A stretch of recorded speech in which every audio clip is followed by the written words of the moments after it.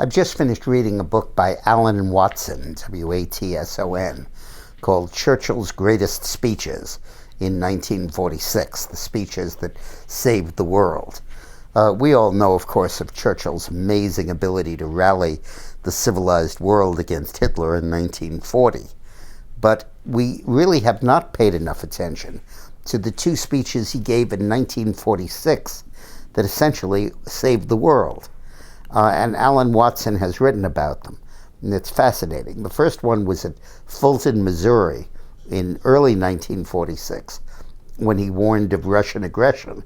And the second was 6 months later in Zurich, in Switzerland, where he called for European integration. In the first speech, there was a climate after World War II that called Stalin was Uncle Joe.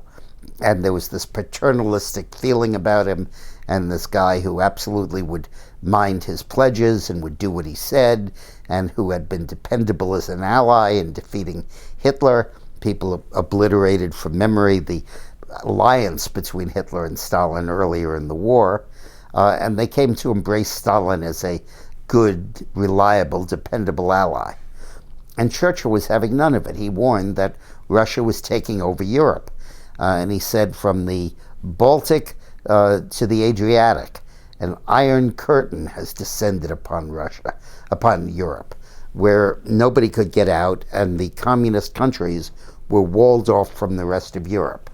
And he warned that Russia was installing puppet governments in those countries, and that it had designs on Western Europe, and called on the West to unite and mobilize and stop their aggression. The speech was given in Fulton, Missouri.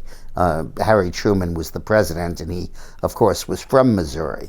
And he traveled to Fulton with Churchill in a railroad car. Isn't that cute? And on the 17-hour trip, Churchill and Truman talked a great deal about his forthcoming speech. But after Churchill gave the speech, Truman chickened out. There was a left-wing reaction, and they called Churchill a warmonger and said that he was just alarmist. And Truman distanced himself from Churchill, saying he had not seen the speech in advance, which was a lie. He had seen it and had approved it. But in any case, Churchill was out there by himself. But events gradually began to vindicate him. Then, 6 months later, he spoke in Zurich, and he said that Russia is not going to be stopped. Communism will not be held at the door unless Europe unites. And when Europe unites, he said, we must not exclude countries permanently that are currently excluded. And by that he meant Germany. And he called for a French-German reconciliation only about 20 months after the war had stopped. An unbelievably prescient thing to do. He said, unless you guys bury the hatchet with each other, you're both going to be taken over by the communists.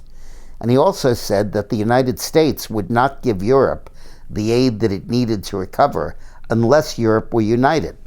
And if all we were doing with our aid was fueling another European conflict, like World War I or World War II, the American taxpayer wouldn't go for it. And in that he anticipated the Marshall Plan, anticipated the formation of NATO, and the whole function of American cooperation with the European nations to assure security in Europe and in the United States. It was an amazing performance of two unbelievable speeches when he was in opposition. You know, when Churchill lost the election in May of 1945, he figured everything was gone. He fell into a deep depression. His wife said that this may be a blessing in disguise, and he said it is rather effectively disguised at the moment. But it was, because it freed him to speak out, and he gave these two memorable speeches that absolutely shaped the entire history of the world. Thanks for watching.